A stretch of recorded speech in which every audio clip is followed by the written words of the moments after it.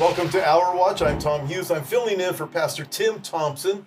And today we're going to have a great conversation with some veterans for Temecula. John Cobb is going to be joining us. He's running for School Board of Temecula. Dr. Joseph Kay, also for the School Board of Temecula.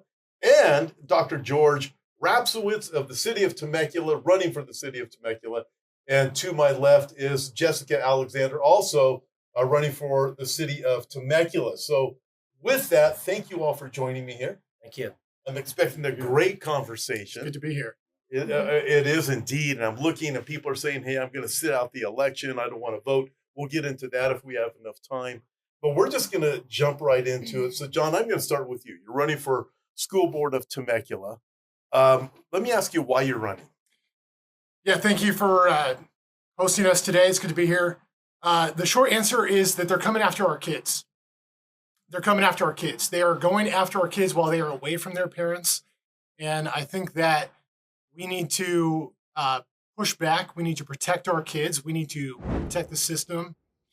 And when we look at what's happening in Sacramento, we see the laws that are being passed. They are anti-God laws. They are chipping away at parents' rights. And they are trying to undermine the ability for parents to raise their kids in a Christian environment. And if we don't step in, then who will? So as parents, that's our role, and we have to take part in the political system, whether we want to or not, because there are a lot of Christians and a lot of conservatives that withdraw from government. They don't like government. They don't like big government. And so they step away. And the problem is that when we step away, we create a vacuum, and evil steps into that vacuum. And if we are going to defend our kids, then we need to step up, even if we don't want to. Certainly, I would say if you're a Christian, you're supposed to be light in the darkness. And I talk Absolutely. to people who say it's too dark, so I don't want to be involved. Well, that's the exact reason why we need to be involved. God sends us to these places. Everybody here is a veteran. We have 3 Marines and 1 Army veteran. And so all of you are used to fighting. You have that in your head in the sense of, look, this is what we do. We protect. Both of you are for the School Board of Temecula. Let me ask you this, Dr. Kay. Recently, I believe in Sacramento, a law was passed or something like that. Either of you can speak to this, but that parents will not be notified. How did that come about? AB 1955. We think it's in direct response to the less than 10 school boards that passed a parental notification policy. At Temecula, we had board policy 5020.1. And it was protecting things like you have to notify the parents within 3 days if there's a bullying incident, suicide or threat of suicide, or if a student comes out and talks about it. But specifically what Sacramento did was targeted 3 aspects. If your son or daughter claimed a different name, a different gender, or wanted to use a locker room different from their biological sex, those 3 were specifically targeted by 18955. But for me, it's intrinsically evil to hide things from the parents. Anything, but specifically, there's a lot of gender dysphoria, and that's a mental condition. That's in the DSM-5 manuals, and that's the last thing parents want is if your kid is identifying with a different name, different gender, going into a different locker room, and the whole school knows about it except for the parents, that's just totally evil. So that's why Sacramento is pushing back, is because unfortunately the moral infrastructure of our society is rapidly collapsing, and you got Newsom, Bonta, Thurman, and Weiner pressing in laws against the innocence of our children, and it's complete insanity. Can I add one thing to that? Yeah. Somebody sent me a study recently that said up to 71% of kids that are dealing with gender dysphoria are suicidal. Yeah. And so when you combine that high suicide risk rate with the fact that they're not telling parents, what you have is a situation where kids are going to die. And we have to protect our kids. Yeah. And nobody cares about the kids more than Yeah. A couple of things. I want to come back to this. I was in a school board meeting in the area where I live, and what they were trying to push at this board meeting was that kids, if they don't get this gender treatment, they're going to become suicidal. But you're saying, no, they're already in that place. Right. And this actually reinforces that thought. I also want to ask you when we come back in a minute with parents, why do they want to keep parents out of it? And I think that's something we really need to address. Hey, let me ask both of you this. You're both running for city council. City of Temecula.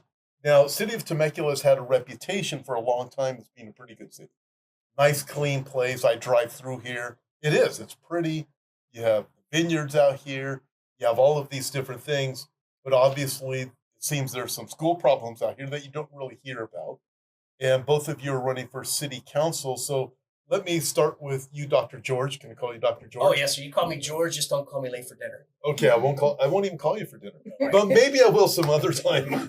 Not tonight though. I've got tacos I'm going for. Okay, let me ask you. Well, you can join if you want.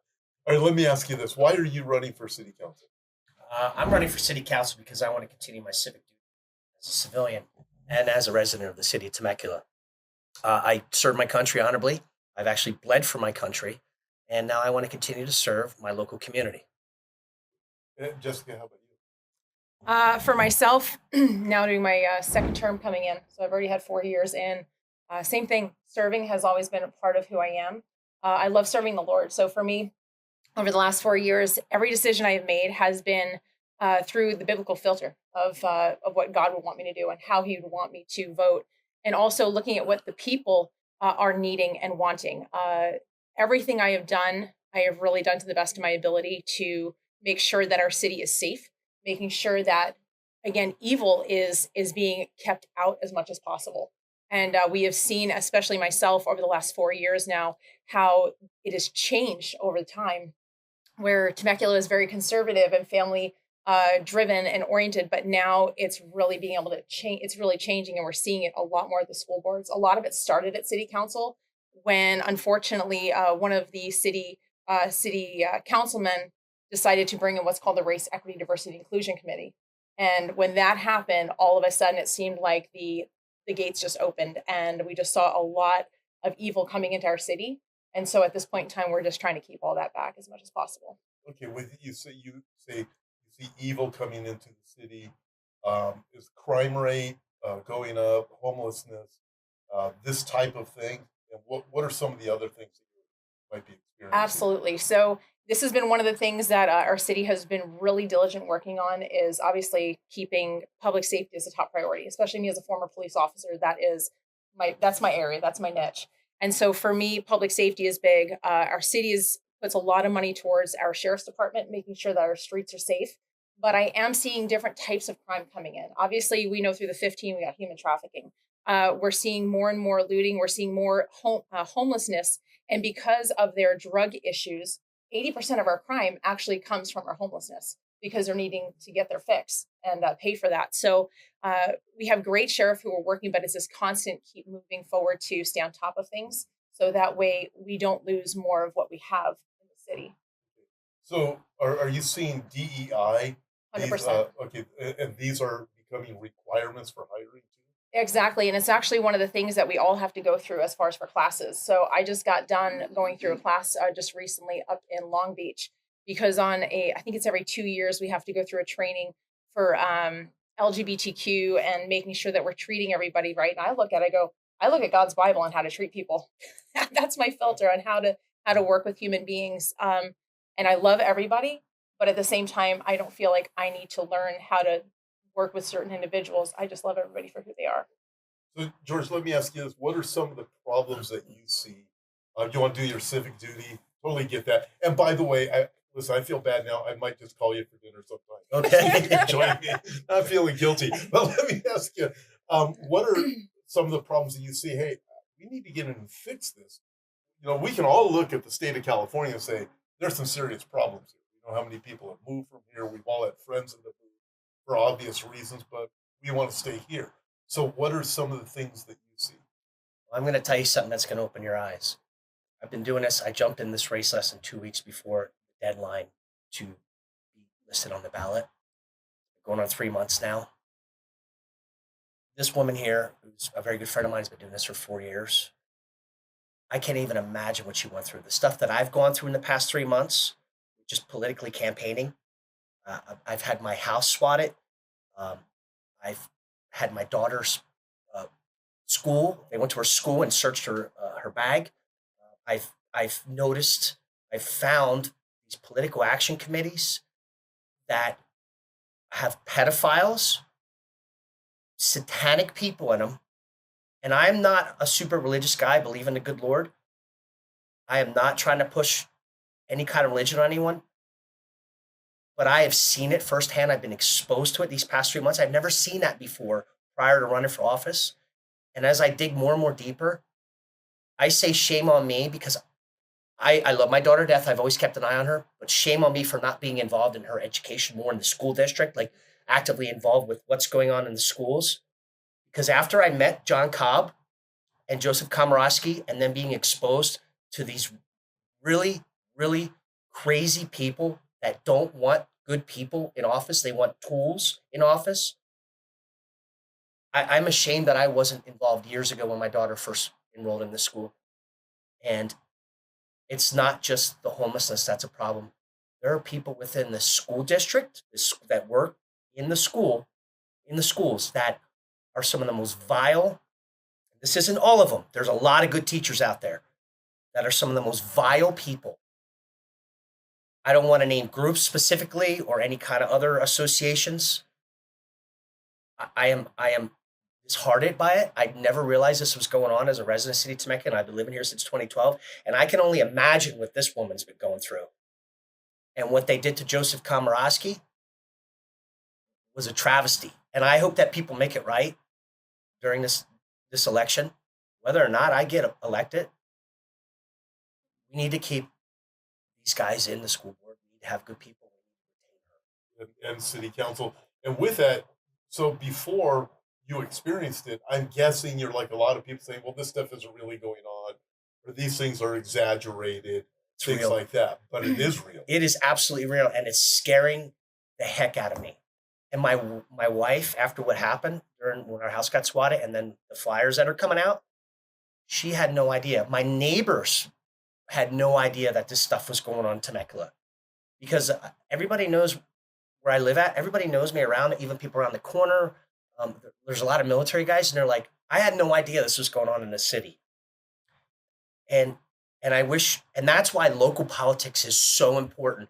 You would be surprised at how many people from Sacramento and Los Angeles have infiltrated this city because they want to put bad actors in roles. It is insane what they're doing, and they're targeting our kids. I am not making this up. I'd like to ask all of you this. I'm going to come back to why the state of California seems to want parents kept out of decisions, but there's so much attention right now on the national election, which is obviously, but we'll start with you, John, why are local politics important? Yeah, that's a good question. I think a lot of people are not connected locally, and they watch CNN or Fox News and they watch what's happening nationally and internationally. The problem is you don't have any influence there. You can vote for president. You can have a lot more influence locally on your local school board, your local city council, your sheriff, county supervisors. Get involved at that local level and understand what's happening in your community. Support your neighbors that are running for office. And if we do that, if we stick together as a community, we're going to be much stronger. And like George said, we have people from Sacramento coming down here. The California Attorney General is in Temecula, has been in Temecula campaigning for my opponent. The California superintendent has come down here to knock on doors. And so we have all of these influences. I call them Gavin Newsom's generals, who are coming to Temecula because they see us as a threat. And they are scared that we are going to turn Temecula into a sanctuary city. And I mean that in a Christian conservative way, not in the way the other side might use the term. We want to make Temecula a city on a hill. And there are people that will do whatever it takes to stop us. Great. Dr. K, local elections. You see them as being important because... Super important, and thanks for the question. I'd like to piggyback off of what Dr. Rapciewicz was mentioning. There are a lot of people in Temecula, they have no idea what's going on. Not to any fault of their own, they're busy. They drop their kids off at school, they pick them up, they have their own routine. One of the things that's happening, and I expose this, my opponent, David Sola, he paid with his own money, sent out a mailer, and he basically said, I was spreading misinformation and lies. And one of the things he said was that there's no pornography and erotica in our schools. A couple of days later, I exposed him and I said, not only do we have pornography and erotica in our schools, we have 3 books that contain pornography and erotica right now that are checked out at Temecula Valley High School, Chaparral High School, and Great Oak High School. It's clear refutation, and the thing is I'm a pursuer of the truth, and the truth has to matter, and it has to compel people at the local level to get involved. Because if you don't stand up to evil, you'll just become a part of it, either by cowardice or turning a blind eye. And the thing is that I view pervasive pornography, erotica, profanity, obscenity, vulgarity. I view that and I label that as domestic terrorism against our kids. We have to stand up to this. And so the only thing we can do is get out there and expose. And if we get elected, we are the final arbiter of these values. Values are important in our community. We represent the values of our parents. And so we were elected, or at least I was elected, to represent the conservative values and the traditional family values of my community. And for it, I was incredibly attacked by Thurman, superintendent of public instruction, on and on. Governor Newsom attacked me personally, but I'm never going to stop defending the innocence of our children. So just to case in point, pornography, it is in our schools. We passed a board policy to get it out. There's still more work to be done, and I'm not done yet. I want to serve my community. I look at it and think you must be doing something right that really is bothering Newsom and his gang if they want to come down here to Temecula and say, hey, we want to mess this up. I mean, if you start looking across the nation, what do you see? The cities that are democratically run are just a nightmare. Yes. The crime rate, no matter what they do with gun control, it's much worse. Crime rate is off the charts. Homelessness is off the charts. Poverty is just it's despicable, the things that you see going on in the streets. It's horrible what's happening to lives, and they just continue to collapse and collapse and collapse. People flee from those areas, but then they end up coming to a place like Temecula. A lot of times they bring their politics with them. They usually bring their politics with them, which is why people are afraid of people from California going to Texas. Exactly. But we know predominantly most people who move to Texas are already conservative. Nevertheless, this is happening. We're experiencing it in a place like Temecula or like Huntington Beach here in California. With both of you, why would you say, Jessica, local politics is important? Because we need to have local control. Right now, over the last 4 years, similar to Georgia's story, I think for almost all of us, we didn't know a whole lot about politics before. And as I have now thrown my hat into the ring and I have been doing this for 4 years, I have seen how local control is getting stripped over and over, policy by policy, law by law, from local government, which in reality strips the ability for the people to use their voice and get what they need and want. And so it just, for a perfect example, is housing. Governor Newsom and his cronies basically want to tell us how and what type of housing and where and who needs to pay for it. I'm like, that's not how this works. It needs to be done by the local government, and we need to be in control because we're here with the people. We know what is best for our city. And for somebody up in Sacramento to tell us what to do and how to run our city is just beyond. So we need to be able to keep that pressure on Sacramento to keep them out of our city and our area. So you have to have local politics. You have to be involved. I'm going to ask you the same question, but also Jessica mentioned housing. Driving around here, the area I come from, there's a huge housing problem, and it's created a dynamic that is not it's not healthy. It's not safe. As I look at Temecula, it's still green. We still have the vineyards. It looks nice, but I hear these rumors about the housing situation and wanting to build certain types of housing out here. We have a legal alien problem. Yep. Coming across the border. Where are they going to put them? My guess is Temecula is a spot because you can change it. You can change Temecula with that local politics and the housing situation. Jessica covered everything that I agree with, but I'm gonna talk to you as a doctor of business. So my forte is business, and my specialty is business. I'm not a politician. My opponent built this city too fast. You grow just like a business too fast, you can fail. The city is in failure mode right now. We need to stop building. We need to to stop the bleeding, go into sustainment mode, upgrade our existing infrastructure. If we continue to build the low-income housing and apartments, and I am not faulting anybody because they're struggling to find work. A lot of us have been there. I've been there. I went into the military, went to school, got my degrees, worked hard, worked up through the ranks. People need to understand that. But the more of these low-income housing that you put in, the more issues you're going to have, not just with crime. You're going to have taxation without representation, because you know who's going to pay for that? It's not just going to be people from the state of California. It's going to be federal dollars that California is going to be begging. So somebody who lives in North Dakota, South Dakota, Texas, New Jersey, where I'm originally from, which is a mess as well, New York, all those people, when they pay their federal income tax and other kinds of related federal income tax, guess where that's going to go? 2,700 miles away, that money's going to go to cover that low-income housing. And all this started under Obama. Obama's administration wants to integrate urban territory into the suburban area. So they keep thinking it's going to drive the housing market down. That's not how this works. We don't control the housing market. It's what the market controls it. It's a combination of stock market, quantity, quality, location, jobs, things of that nature.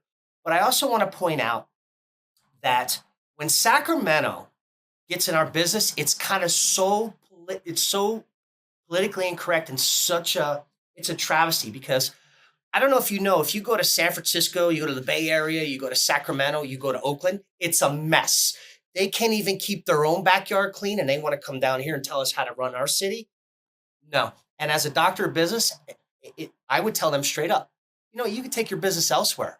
I don't want nothing to do with your business. I'm going to go here with the good customers, the people that are repeat business, the good people that aren't going to take my business and destroy it. Isn't Kamala Harris from Oakland? I think she's from that area, but it's just amazing that people would actually vote for her, because when she was district attorney, she was district attorney in San Francisco. Look what she did to that city. Yeah. And then she became the state of California district attorney. Look what she did to our criminal justice system. Then she became senator. She didn't do anything. And then she became vice president. I'm still trying to figure out, what has she done for the people of this country? Not a damn thing. So, okay, now with this, both of you, Jessica and you, Dr. George. Yes, sir.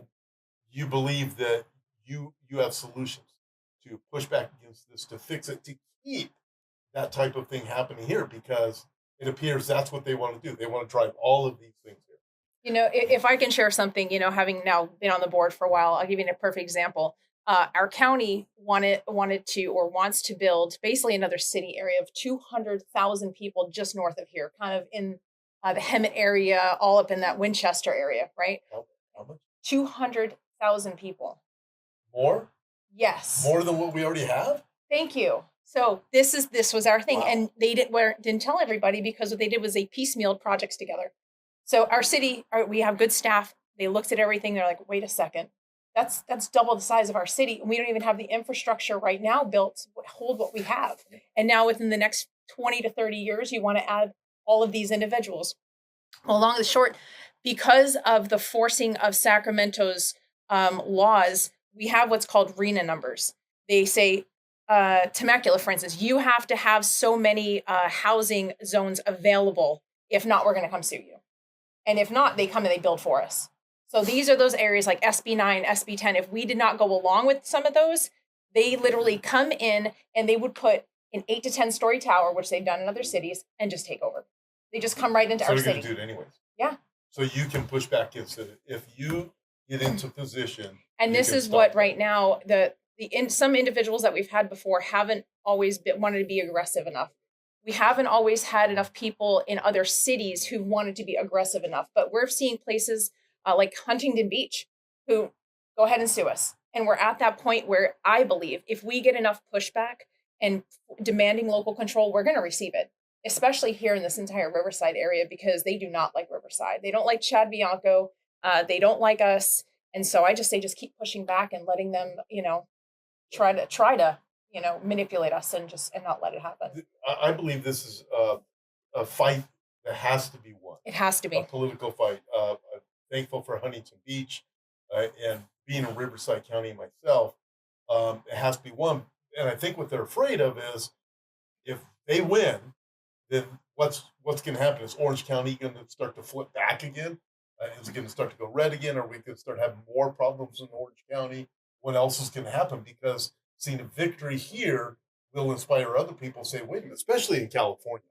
Let me shift over here to Yeah. the schools for a few minutes. Okay, I want to go back to this because all of this ties together. And I see this as great wickedness that's coming from the state of California. Horrible what's happening to children. You had already talked about the suicides. Why do they want to? Why do you think? Maybe both of you, John, start with you. Why do you think that the state of California seems so bent, and the federal government too, but we're dealing with local right now, keeping parents from being aware? They don't want parents involved at all. So you have to look at people's incentives when we're talking about city council and the county. The incentives are money, and there is a coalition of people who are donating to campaigns and running for office based on real estate development. And there are millions and millions of dollars in contracts for real estate development. And so that's their agenda. They don't care that the traffic on Temecula Parkway is out of control. They don't care about the traffic on the 15 or the 215. They care about making tens of millions of dollars off of these new developments. And so you always have to look at people's incentives. That's what's happening on the city side, from what I see. On the school side, it comes down to a social agenda. Yes. And you have a religion of LGBTQIA+, and my opponent wears an LGBTQIA+ pin, and his job, based on his coalition of the left, is to push that ideology into our schools. And we've seen that through the way that he's voted. It's the most important thing in the world to them. And so it's really about the social agenda with schools. They are taking rights away from parents because there are Christian and conservative parents who will fight that agenda. And when you don't let kids go to their parents, or when you stop parents from being involved in what their kids are learning, or you tell schools that they can't communicate certain things with parents, they are creating this wall, one brick at a time, between parents and their kids so that the state can control what the kids are learning. And there are a lot of people that are confused about who the kids belong to. God gave parents kids to raise them. He did not give those kids to the state. And we see socialism in all of its different manifestations happening right now. The central planning coming from Sacramento. They believe in central planning. There is no way that someone in Sacramento or DC can plan the city of Temecula better than the people that live here. And it's the same thing with this ideology. They are trying to push a godless belief system onto our kids, and they have to remove the parents to do that. That's exactly what they are doing. And we see the whole wokeism, the effect that it's actually having. I look at a lot of other nations often, looking at history plus geopolitics. What do you have? There's no way Russia, China, any Islamic country is going to put up with the nonsense that we have here. When you look at what's happening to children, they wouldn't allow that type of thing. Fact. If you're loyal to God, you're not loyal to the state. And so you can't serve two masters. No, and they just look at it as being insane. I was recently out of the country just talking with some of the people who lived over there. They're looking at America thinking, you guys are messed up. But what they really see when they're saying that, they're seeing what's happening to children and gender, and they hear these things. Right? Well, I wanted to jump in on the wokeism that you mentioned and what John was just talking about. We could define wokeism like social ideology, social and political. But if you define wokeism in a general way, you just say hypersensitivity to LGBTQAI+, hypersensitivity to racism, hypersensitivity to sexual expression and gender identity. But what we want to do when we represent this constitutional republic, we the people with our values, we want to represent it in such a way where we return back to a hypersensitivity of common sense, back to basics education and higher academic scores based upon merit and academic excellence. And so I look at it as a Marxist attempt to divide our country. But why is it happening? Who knows? Other than evil, it's like satanic Luciferian influence. But it's pushed because people can afford to, like these special interest groups, CTA, NEA. CTA donated $36,000 to my recall to get me recalled, and NEA was supporting. And I don't know if people know this. This is to my audience. CTA just put forth a policy to ban the Pledge of Allegiance at CTA meetings because they think it's a form of fascism. This is insanity. We're all veterans here. We love our country. We love God, family, country. We love our flag, and we love Pledge allegiance to the flag. So as long as we have breath in our souls and we get voted in, we're going to press back against the wokeism and the political and social ideology. But the funding is real. It is. It It's is real. scary, dude. And they've weaponized the school districts and the city boards against the community. So now you're looking at the community versus the unions. And it's like, holy crap, where do you draw the line? Just like Jessica said, you continue to push back. And then it gets infectious because people are like, wow, their courage that we see over there in Temecula and Huntington Beach and all these other areas. We want to do the same thing. And you just keep on fighting.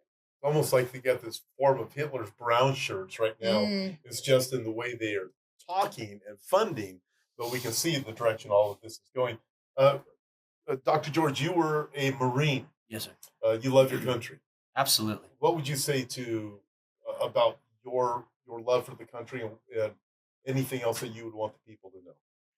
Well, my love for my country, I have a long family history of military service. My father was in the Navy. My grandfather was in the Army. Well, Army. I'm sorry, I tried to keep a little humor there. But I gotta say, my opponent is doing everything that he can right now to discredit me, which I find it comical. But all I have to say is he created the mess that we're in. And what Jessica told you about the 200,000 people coming in here, if you think the traffic's bad now, you just wait. Now, here's the other thing, and I'm going to call it out. There's a political action committee here, right? I have rocked the boat so much, and I have not taken one partisan dollar. And the reason I've rocked the boat so much is because everything I've said is 100% true. Everything my opponent has said has been 100% false, except for one thing. He brought up that I had a bankruptcy over 25 years ago. So be it. And I said, you're right. It happened, but who cares? But here's the fact of the matter. There is big money. It's not just the political action committees with the school districts.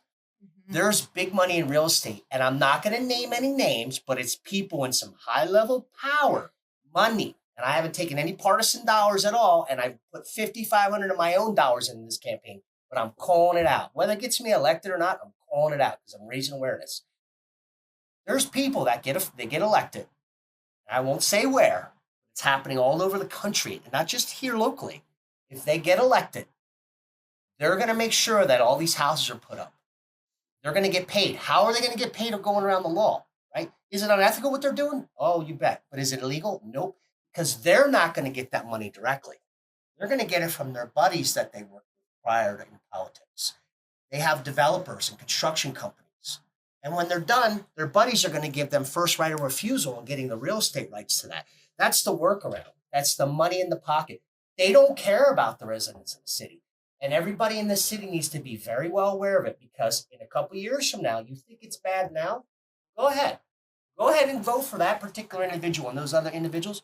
Watch, mark my words. Oh, yeah. I had to drive to San Diego the other day, and from my house decided to go all the way around the back way through the wineries just because of the traffic on the freeways and Newport Road and all that. I said, this is just nuts. And looking at all the houses there. But what you say is frightening. 200,000. I had no idea it was that much. Nobody knows. To do. And now, I'm sorry, go ahead. No, okay, so Jessica, you were also a Marine. Yes. Okay, and you were in law enforcement? Yes, New York City police officer. New York City, New Jersey, New York City. I graduated high school in New York.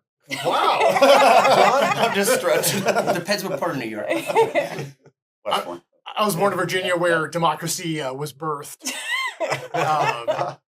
Wow, I'm from But California. I was a police officer. Bad. I was a police officer in Huntington Beach briefly as well.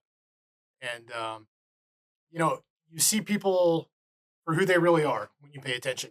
And people are constantly telling you who they are. And we just had our signs torn down. I think all four of us had our signs torn down. Somebody ripped them up. That is our opponents telling us who they are. They don't care about respect. They don't care about the law. There are laws against that. We've had people get their tires slashed. We've had churches vandalized. There have been a lot of people doing whatever they can to win because they care about power more than anything else. And so for us on the other side to run a campaign that we have nothing to be ashamed of. I think some people went to sign jail, which is where all the signs that were illegally placed go. And our opponents had hundreds of signs there because they don't care about the rules. They know the rules. They put them wherever they want to. And, I'm proud of the fact that I have not put any signs anywhere that they didn't belong, just little things like that. And so I think that people are constantly telling you who they are. and you have to pay attention to their character and their integrity, and that's how you see what type of leaders there are. Going back to the ways that people subvert the way that things should be, the unethical practices that Dr. Rapciewicz was talking about, I think Planned Parenthood and Nancy Pelosi is a great example. The federal government gives tens of millions of dollars to Planned Parenthood every year, I think like $40 million. And then Planned Parenthood turns around and gives $10 million to Nancy Pelosi's campaign. And so we have these corrupt loops.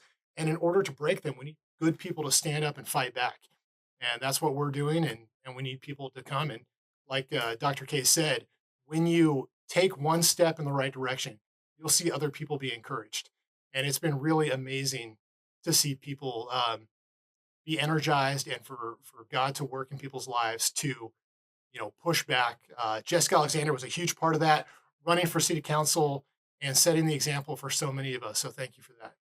I wanted to jump in on something that Dr. Rapciewicz said, and then Jessica about the 200,000 Hegel's dialectic when they have a solution to the problem that they create. When you talk about overpopulation and crowdedness and the freeways and all that, 15-minute cities. Oh, they got a solution for it. You can't leave your city limits. Right. No more traffic problem. No more worrying about the shortcuts going down to San Diego. And that's the scariest thing in the world. That's next. That what's theory coming is next. nuts. I Yep. do believe that you create a crisis Yeah. to the point where people finally give up and say, "What's the solution?" Well, we have the solution. Here's your 15-minute city. Yes. I'm convinced things are going that way, but there's going to be the pressure from just the traffic and everything else. We can already see it building. Let me ask you this, Jessica.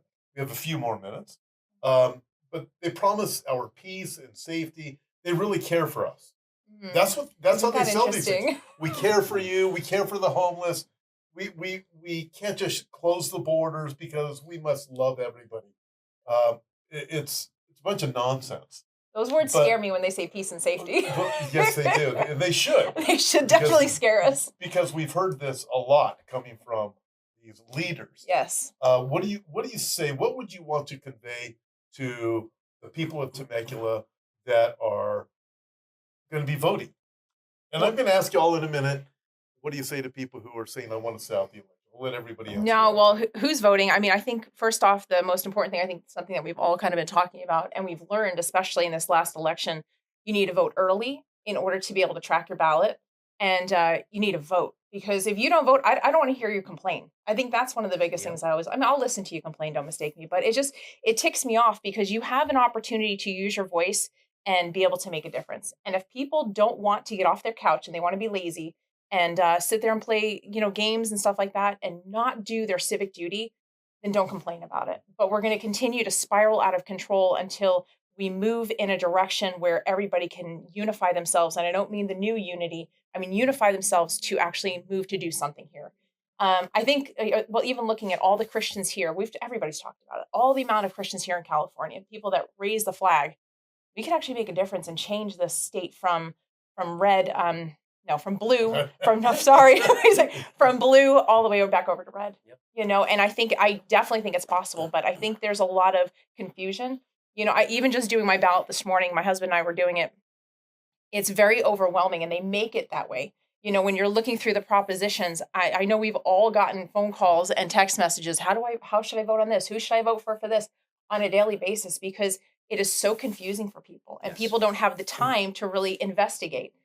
We have 5 kids. And so my 18-year-old, who this is her second election voting in, she's excited and she takes the time to go through everything, doesn't just go, "Hey, Mom, how do I vote on this?" We have the conversation. So I want to encourage parents and people to have those conversations and to understand what they're voting for so that way they can make the right decision, not just stick their head in the sand and just go, "Well, I'll just check that box," or maybe not. So get out there and vote, do your civic duty. And I just also want to say how encouraging it's been that I've seen military men and women standing up more than ever. I was just having a conversation at another interview, and there are more military folks standing up than ever before for these purposes. And I believe it's because God has put us in a position before as warriors to defend our country, and we're ready to do it again without no hesitation. It's great, and it's so necessary right now. We can see there's such a dark cloud that is hanging over this country, and we see what's going on in Washington, but we are local. Jessica, you mentioned your 18-year-old.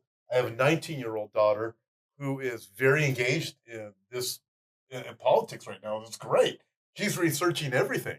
It's really fantastic to see. Like your 18-year-old, uh, John. Let me ask you: when are I'm reading things about younger people like that? You mentioned military, also younger people being more involved. Is that something that you're seeing? And what would you to say? What would you say to people who would be watching this or saying, "I just want to sit out the election"? Those are two questions, but good luck. You have to do as much as you can wherever you are with what you have, and you have to leave the rest to God. Uh, God has given us this fight, I believe. And we see that cloud over our city, we see it over our country. And that's one side. I've also seen the good side.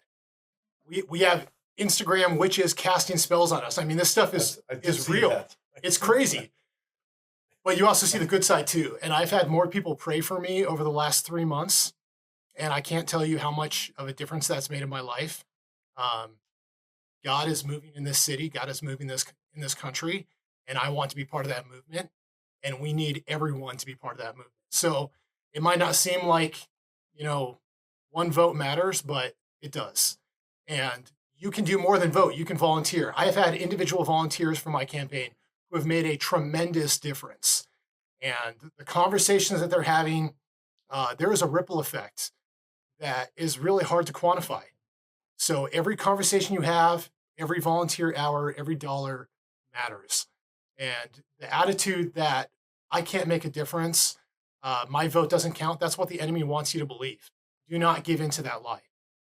For young people, I think all of that applies to them as well. But in addition, this is going to be the country and the world that they live in when we're gone in not too long. And the 18, 19, 20-year-olds are going to have a tremendous impact on this election. So they need to step into their responsibility to be active members of society and fight for what they believe and understand what's going on. And if everybody does that, then we can change things locally and across the state and across the country and around the world. Right. I'm going to ask you the question a little bit different. Thank you. That was outstanding. Um, what would you say, well, to one for people who aren't voting, but I'm going to throw this in there also. Why should people vote for you for? Excellent question. What I do is I pull back and give a 100-foot view to my students because when I teach logic, we go over fallacies, and I say one of the best times to look at fallacies and fallacious thinking is during political debate and all that. And a lot of people don't know what politics is really about. This is some abstract notion where they say, "Oh, I don't get involved." And I said, let's just define it. It's somebody that has power and influence over your life. Now, if somebody has power and influence over your life and they're tyrannical, would you like that? You get a few seconds for it to kick in. They're like, no, this is why you should want to get engaged because the sovereignty of our nation is at stake. And I believe that our forefathers have set up such a brilliant constitutional republic to where we resisted the King of England who wanted tyrannical rule over the colonies. And so we are at that precipice now. We are way beyond that with Kamala and Joe Biden and Obama. We are losing our constitution as we speak. So I think it's rejuvenating for the young to realize you have power, and here's why: you are the government. We the people means you, and your vote matters. And so if you don't push against this now, you're no longer going to have a country because a country is held together by culture, language, borders, and our Constitution. So I forget the other part of your question. I know It you're was throwing a monkey wrench. why should people vote for you? You should vote for us because all four of us believe in certain values that we want to push through city. Like I said earlier, we're the final arbiter of these values. Some of them, and I'll speak for myself, but I know that they're on board: law, order, justice, individual liberty and freedoms. These are just so common sense, but they're not so common sense anymore because we live in a world of lawlessness to where when a city or a school board creates policies to protect their residents or the innocence of their children, you got Sacramento coming down with lawfare, tearing it apart. So these values are very, very important to us, and individual merit and academic excellence. But I think the biggest three right now is law, order, and justice. Otherwise, we're going to live in a country of lawlessness. Yep. We're seeing it with the illegal immigration and death and rape all over. Yes, sir. Absolutely. If I can just add to that too, I mean, we're looking at Prop 36 that's on the ballot right now. That is such an important proposition in order to be able to bring people back and be able to put them back into prisons. because right now they can steal up to $949 and do it again the next day. Yes. And that's Yes, that they can. lawlessness that you're talking about. It's just whatever, we'll do whatever we want, whenever, and it's all about self. And we all know that it's all about self for them. And so we need to change that again. We need to get these people back into jails. We need to open up more prisons because unfortunately we're filling them. We're filling them more than ever. You mentioned Prop 36. Yes. And the confusion you see or watching TV or whatever, that comes across. It's always emotional based, right? So is it a no on 36 or a yes on 36? So there's only 2 yeses on the entire ballot, and that's going to be a yes on 34 and a yes on 36. And if you're in Temecula, a yes on Measure M for term limits too. Thank So you. very Yes. simple. It's only 2 yeses. Thank you. I Just wanted to go- 2 yeses. I want to go back, Tom. It's something super important. We're requesting that you vote for us so we can represent your values, but I want to bring in the paradox, and it's this. Sometimes I feel like we're waiting tables on the Titanic, when really our nation has to humble themselves before God and get on their knees and pray, like Second Chronicles. And if this doesn't happen, our nation's gone. So there's 2-tiered system. One is people getting humbled before Christ, saying, "Please help our country." We're way past the tyrannical rule. And the other is local government. Vote us in. We're going to do the best we can. We're not working out of our flesh. We're image bearers of God. We're going to humble ourselves too. But that's what's happening. And sometimes I think we are on the Titanic, doing the best we can as it's slowly sinking. Can we turn this ship around? Yes, but it requires people to vote. And the way I would say it to a Christian is this. Your voting and you getting into politics is just you applying your theology in the public place of ideas. That's it. It's just real simple. I'm going to give you 30 seconds. So we're suffering unnecessarily because people are not paying attention to what's going on. And they will complain later, like City Councilwoman Jessica Alexander said, but they weren't part of preventing that bad stuff from happening in the first place. So you have to be informed. You have to understand what's going on. And none of us are gaining anything from this. I have 5 kids. I have my 5th kid on the way.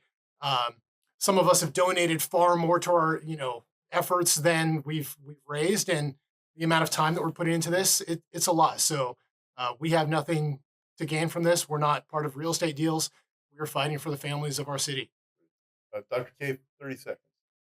What John just said, we're ultimately giving ourselves over and sacrificing ourselves to serve as servants to the community. We're not politicians. None of us are. We didn't train in politics. We're just servants. Hey, we just want to give back. So what he said, and just be in prayer for us. It's really important as we stand in the gap. We're shields to protect against against the harmful mechanisms that can be instituted at the city level and the school board level. Just consider us shields. And every once in a while, I'll be like, hey, maybe they need a prayer. Yes, you too.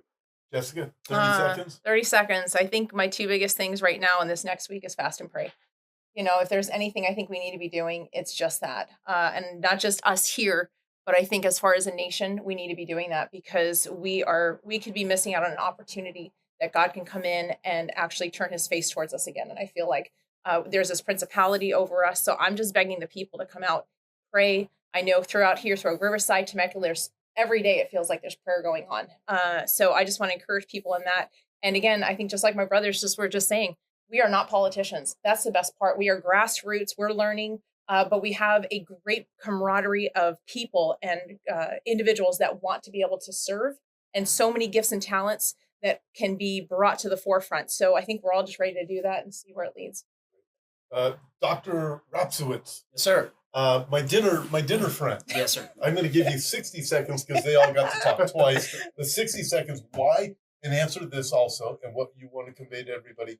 And I'll let you have the final word. Why should people vote for?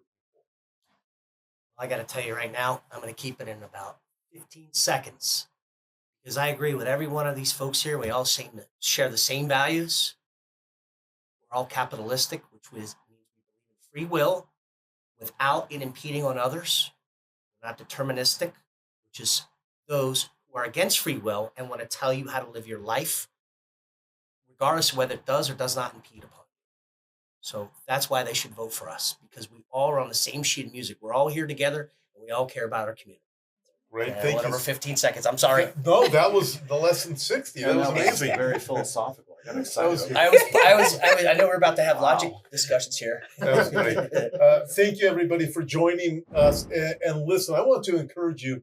Everybody here is actually on the front lines. To step out and vote is really not that difficult. And it amazes me that many people who even call themselves followers of Christ say, I'm not going to vote. Listen, don't do that. Get involved. It's not much to vote. You have this opportunity.